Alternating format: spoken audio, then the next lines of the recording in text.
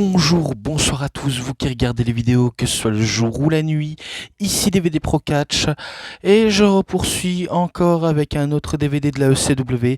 Oui, je sais, pour vous, vous avez l'impression que ça n'en termine pas. Eh ben, détrompez-vous, ça va bientôt se terminer là. J'ai plus que celui allez, dont je vais vous le présenter aujourd'hui, bien évidemment. Et le dernier, je sais que c'est Anarchy Rules pour la version originale de la ECW. Et puis, pour vraiment, mais vraiment bien terminer les DVD de la ECW en beauté comme il se doit, ce sera bien sûr autour de The Most Extreme Match pour la ECW, mais du DVD de la WWE, tout simplement. Donc voilà tout, je vais vous montrer le show en particulier, que je vais vous le montrer dorénavant. Alors, Living Dangerously. Alors malgré ce côté un peu trop amateur, vous voyez bien, il y a un côté un peu amateur au niveau de... D'ailleurs, dans chaque jaquette de la ECW, ça se voit que c'est pas du full pro, mais il y a un peu du côté amateur et aussi le côté très provocateur, comme vous pouvez le voir. Donc, je m'en excuse pour le côté hot, mais elle est pas non plus nue de chez nu, mais quand même. Faut dire le nom PG à l'époque, c'était du côté, on va dire, très assumé, alors que du côté de nos jours, on nous ment à l'audience en disant que tout est PG alors qu'il y a des trucs qui ne le sont pas. Des petits moments non PG, bien sûr, évidemment. Donc voilà tout. Et au passage, ça aurait dû être celui-là que j'aurais dû mettre en premier, mais vu comment j'ai dû me renseigner très clairement sur le show global de la ECW, et du coup, je crois qu'il faisait partie de l'un des premiers démarrages de l'année 2000. Et on sait dans quoi elle finira la ECW, vu comment on le sait, on n'est pas bête de comment elle allait se terminer. Donc voilà tout. Donc je vous présente les matchs. Et les matchs, je vais vous les citer un à un. Tout d'abord, ECW Living Dangerously. Bien sûr, il y a eu lieu le 11 mars en 2000 dans les allez Douiri, enfin, je l'ai mal écrit, excusez-moi. Euh, Danbury, Connecticut, donc directement dans le Connecticut. Après, dans quel stade, je préfère pas trop me prendre la tête. Et le match aussi, je vais pas forcément trop me prendre la tête, vu comment il y a un match dans le pré-show avec Mikey Whipwreck contre The Pitbull 1. Victoire de Mikey Whipwreck, et que c'est 3,20. J'ai pas vu ce match-là, malheureusement, je vais pas vous le mentir. Puis on commence le show avec un segment dont je suis déjà tombé dessus par hasard sur un des vidéos sur Instagram et peut-être sur YouTube, je ne sais plus vers quand, mais il y avait un segment comme quoi, je sais plus trop qui, je crois que c'était Steve Corino qui avait provoqué euh, la femme du Sandman, parce que la femme du Sandman était dans le public, son fils aussi, et sa fille également. Et du coup, je crois qu'il l'avait provoqué dans le public, et du coup, cette dernière s'est sentie vraiment insultée de la part de Steve Corino, a décidé de le foutre une baffe dans la gueule, parce que déjà, faut pas la traiter de salope, de tous les mots d'oiseau que je pourrais citer. Et pourtant, elle va quand même le payer le prix fort, parce que je crois que c'est elle qui va se faire spirer par Rhino à travers la table. Alors il faut savoir à tout prix, c'est que ce show-là, je l'ai vu il y a plus de 2 jours, donc il est fort possible que j'ai un petit trou de mémoire par la suite, donc je m'en excuse si je m'en suis pas rappelé. J'ai dû regarder à l'improviste, Et si j'aurais voulu, je me serais maté une deuxième fois, mais j'ai pas envie de trop gâcher, vu comment on sait que c'est l'anniversaire de ma chaîne, donc pour les 4 ans de ma chaîne. Donc c'est pour cette raison-là pourquoi je décide de pas tout recommencer. Et désolé pour les reflets de mon lait de ronde. Je sais que on pourra dire d'autres expressions, mais je m'excuse à cause de mon LED, de mon trépied bien sûr. Mais tout ce que je sais, ben, on va voir Sandman qui va venir se soucier de l'état de santé de sa femme et qui va pas trop apprécier et que il demandera justice face à Steve Corino et toute la bande de cons, quoi, tout simplement, de sales cons. Et le premier match de la soirée, ben, tout simplement, ben, il est marqué à la jaquette Dusty Rhodes contre Steve Corino, accompagné par Jackie Victory. Donc oui, Dusty Rhodes, celui qui a déjà catché pour la WWF, donc slash WWE, et également pour la WCW, NWA et d'autres promotions, a bel et bien participé à la ECW. Et quoi de mieux pour faire surkiffer les fans de la ECW par sa présence. Donc c'est sûr, au lieu d'avoir un accueil aussi très mitigé ou négatif, ben, il reçoit une sacrée belle ovation, ce très cher Dusty.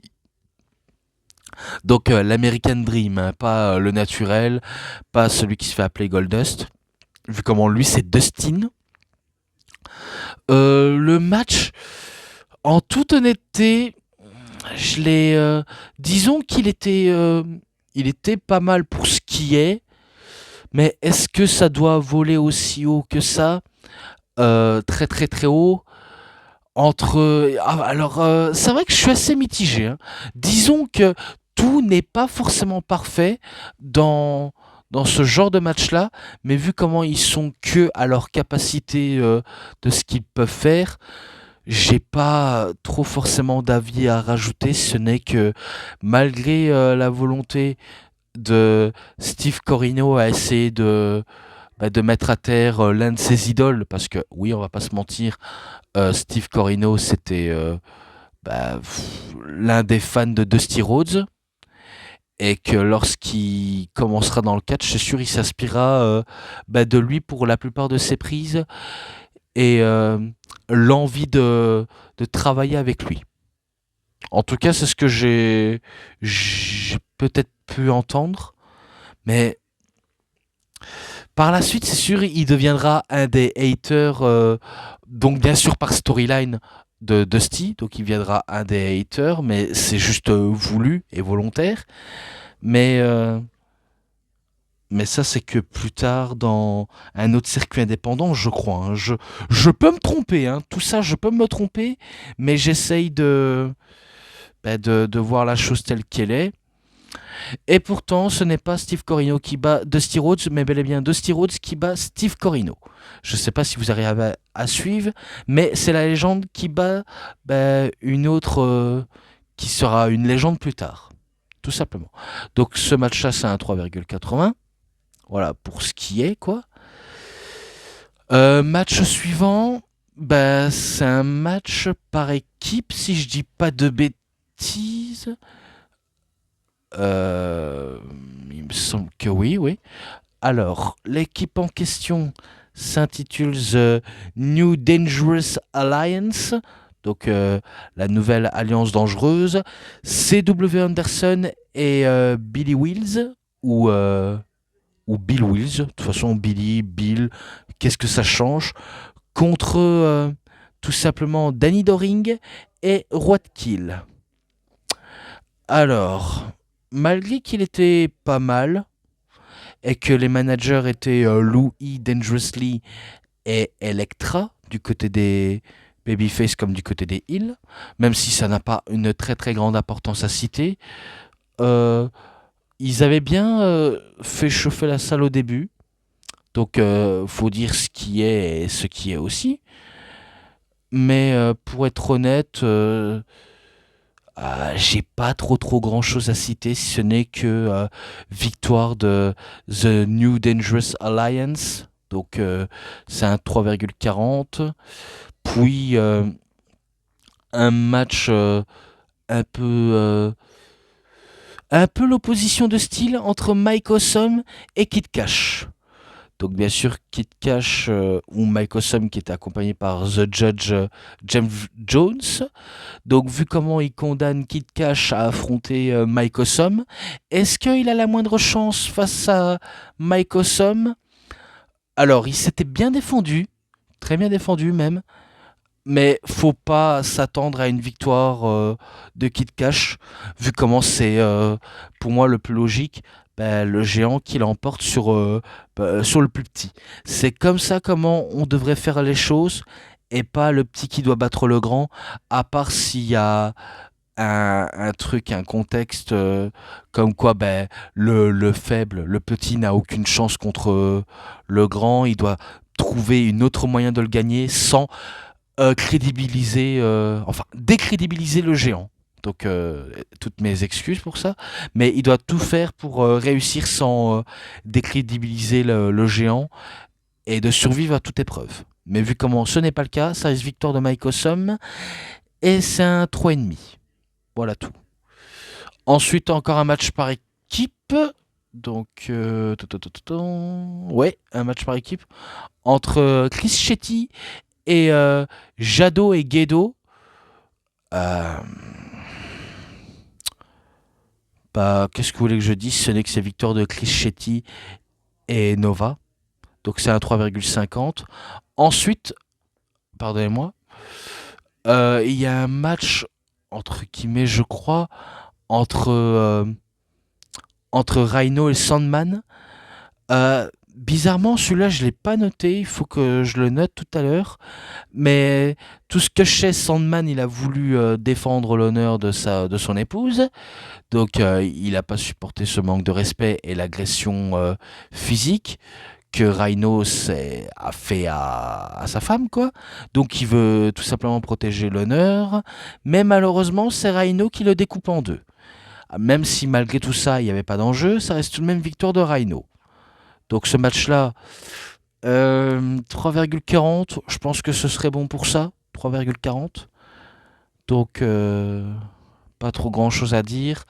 Et puis, match pour, euh, pour le tournoi à élimination, pour le titre de la télévision de la ECW, entre Super Crazy contre The Little Guido, James Maritato, Nunzio, accompagné par The Big Sally Graziano. Oui, maintenant il se fait appeler The Big. Malgré ce que j'avais bien apprécié dans le match, le côté un peu aspect comique de Nunzio et le côté je suis italien, je vous envoie tous vous faire balader ou alors vous envoyer chez les fucks sur la banquise pour parler de manière très poliment parce que oui il y a des trucs qui sont pas très polis dedans. Euh, c'était divertissant, c'était pas mal, mais malgré tout ça reste victoire de Super Crazy car malgré sa folie et son envie de gagner, c'est lui qui bat tout simplement Nunzio. Donc 3,60. Puis un match qui fut très court entre Balls Mahoney contre Kitaro Kanemura, auquel il n'y a pas forcément d'enjeu, mais tout simplement, c'est Balls Mahoney qui bat Kitaro Kanemura avec des coups de chaise dans la gueule. Et vu comment la plupart des catcheurs japonais sont un peu connus pour la plupart du no-selling dans les coups de chaise, un peu comme Masato Tanaka, ça je trouve que c'est toujours aussi bête. Alors ça peut faire kiffer certains, mais pour ce manque d'objectivité, de professionnalisme, non. Non, malheureusement. Je suis désolé, mais non. Donc c'est victoire de Balls Mahoney et que c'est à 3,10. Puis il se fait agresser par Vic Grimes et Angel et Tony DeVito. Donc c'est sûr il se fait agresser, Balls Mahoney. Mais New Jack qui arrive avec sa musique bah, qui est un petit peu inspiré de Tupac, même si c'est pas une musique de Tupac, mais on dirait que ça se rapproche un peu plus, on dirait bien. Eh ben, il se met à l'attaque sur Vic Grimes et ne vous y trompez pas, c'est dans ce show-là auquel il va se passer une catastrophe avec New Jack et Vic Grimes. Donc les deux font leur truc habituel, ils se battent dans le public aime ça, que les mecs se battent de manière très sauvage, vu comment le public aussi c'est des animaux, ils aiment la violence gratuite, ils aiment quand il y a des choses pas très nettes aussi. Bref, ils aiment le côté très sadique, vu comment c'est tout de même un public très sadique. Donc ça attaque, ça agresse et tout. Puis l'un des deux catcheurs va s'ouvrir le crâne. Je crois que c'est New Jack qui va se pisser le sang en premier. Et que Vic Grimes va installer une première table et qui va installer New Jack, qui va l'asséner des coups de poing. Puis il met une autre table sur l'autre table auquel New Jack est installé. Il lui assène encore des coups, donc il veut attendrir la viande comme il se doit. Puis il veut monter un genre d'échafaudage. Donc il veut monter sur ça, mais New Jack qui est à moitié sonné, mais il veut pas se laisser faire et rester couché. Il préfère de le suivre du haut de l'échafaudage. Ils vont se battre en hauteur, tout simplement. Puis voilà le spot auquel je auquel je disais que c'est dans ce show-là auquel ben, il va se passer un genre de petit imprévu, je crois. Peut-être que je vous ai pas parlé de ce genre d'imprévu, mais je vais quand même vous le dire. Disons que dans ce match-là, euh, qui est entre guillemets juste une attaque et pas un match officiel selon moi, Vic Grimes était censé partir avec New Jack pour s'écraser tous les deux sur la table, mais sauf que ce dernier, il s'est dégonflé. Il a perdu ses couilles contre New Jack. Et du coup, ben, New Jack a dû prendre les choses en main. Il voulait le forcer à chuter avec lui, vu comment ce dernier n'avait pas le courage. Et du coup, voilà ce qui se passe. Euh, New Jack et Vic Grimes sautent dans le vide, atterrissent sur les tables, mais le corps, je crois que c'est le postérieur de Vic Grimes, va cogner contre la tête de New Jack, qui va lui aussi s'écraser violemment entre la table et le sol. La chute est terrible. Clairement, la chute est vraiment terrible. Et par la suite, vu comment les deux sont incapables de continuer le combat, l'arbitre décide de faire match nul. Vu comment, suite à cette chute, New Jack il ne continuera pas le combat. Et par la suite, je crois qu'il va être transporté d'urgence à l'hôpital où il va avoir, je crois, une commotion cérébrale, mais aussi il va avoir du liquide au niveau du cerveau. Je ne saurais pas quoi vous dire à propos de ça, mais tout ce que je sais, suite à cette chute terrible, il va avoir des conséquences sur la santé de New Jack au niveau de ce qui s'est passé. Très clairement, c'était pas beau à regarder ce moment-là. Clairement pas. Donc, ce match-là, est-ce que je suis censé le noter obligé, obligé que je le note, mais c'est un 3,20, mais ça va pas non plus loin. Et du coup, c'est un match nul, comme je l'ai dit. Donc voilà, tout simplement. Euh, Ensuite, match pour les titres du monde par équipe de la ECW.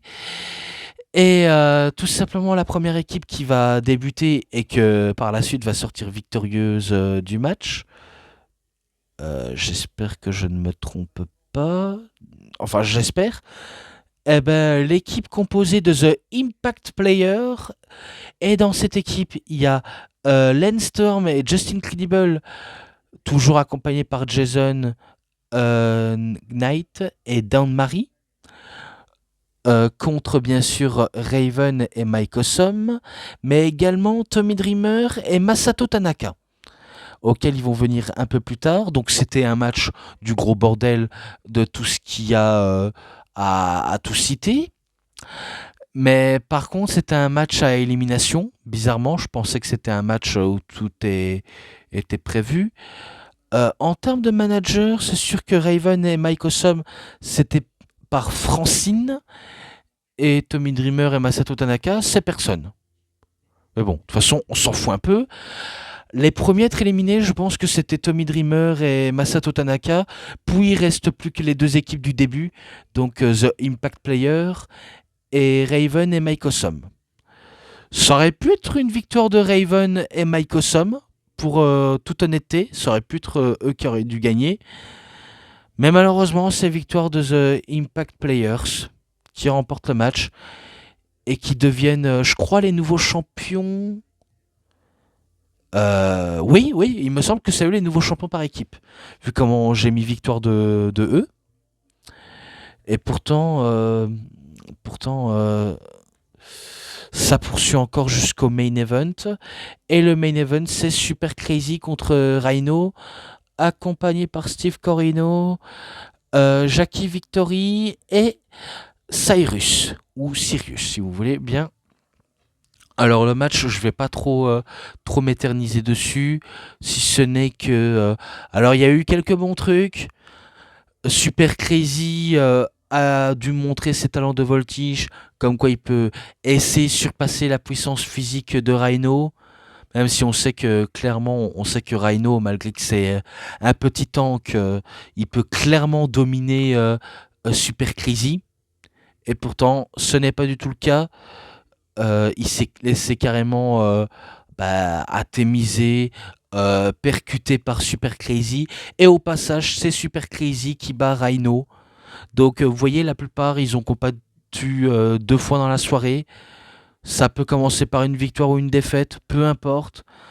Eh ben voilà comment ce show se termine, sans trop dire quelque chose de spécial. Même si dans le show, il y avait l'intervention de Polyman.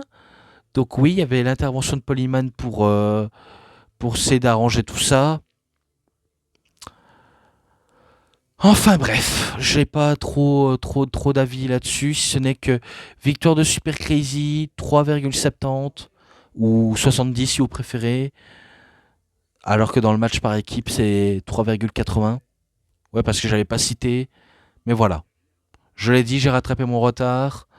Eh bien maintenant, ben, je vais peut-être passer à la conclusion directe, vu comment les matchs et l'ensemble, 3,80. C'est tout ce que je peux donner comme note. Et voilà comment se termine ce show de Living Dangerously. Il reste plus que Anarchy Rules et un des 2 DVD de la ECW que je terminerai quoi qu'il arrive. Je sais que avant de terminer cette vidéo, je vais commencer par parler de tout et d'expliquer quelque chose d'important, même si je sais que je l'ai déjà dit. Comme vous le saviez, euh, il y a le show Saturday Night's Main Event qui va bien sûr débuter. Euh, mais par contre, je n'aurai pas le temps de faire tout de suite la vidéo. Pourquoi? Ben, parce que le 24 janvier, je vais assister à un show de la Superstar Wrestling.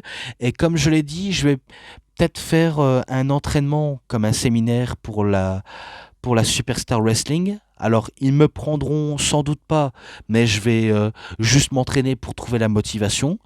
Et croyez-moi, quand je le dis, je le fais. Mais est-ce que je filmerai la scène? Je sais pas, je ne vous le promets pas, mais tout ce que je sais, c'est que je vais participer, essayer de m'amuser comme il se doit, et filmer le show comme d'habitude. Et si j'ai le temps, après avoir filmé tout ça, j'essaierai de faire la vidéo sur Saturday Night's Main Event. Et de faire également le montage pour le show de la Superstar Wrestling. Et je sais que le 31 janvier, il va y avoir quoi? Royal Rumble. Je le sais dorénavant. Comme ça, vous le saviez. Donc voilà tout. Si vous voyez que je ne sors pas de vidéo tout de suite pour Saturday Night's Main Event, c'est que j'insiste à un show de catch. Tout simplement. Voilà bon. Donc je vais mettre fin à cette vidéo tout simplement. Donc c'est tout pour cette vidéo de review. C'était DVD Pro Catch. J'espère que ça vous aura énormément bien plu. Et si vous avez aimé cette vidéo de review, vous savez ce qu'il vous reste à faire. Likez la vidéo, commentez, partagez, abonnez-vous à ma chaîne et cliquez sur la petite cloche pour avoir plus de notifications et aussi de prochaines vidéos. Et moi, comme d'habitude, je vous dis bonne journée, bonne soirée à tous. Au revoir tout le monde pour une prochaine vidéo. A plus à tous les fans de catch. Allez, bye bye tout le monde. Salut.